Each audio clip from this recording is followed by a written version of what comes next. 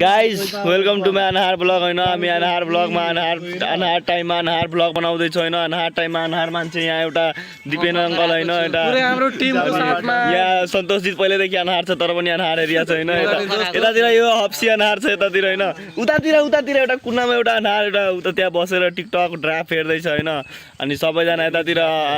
एकदम झ्यापमा छ होइन यो अनहार पुरै अनहार भइसक्यो दिउँसै अनहार भइसक्यो होइन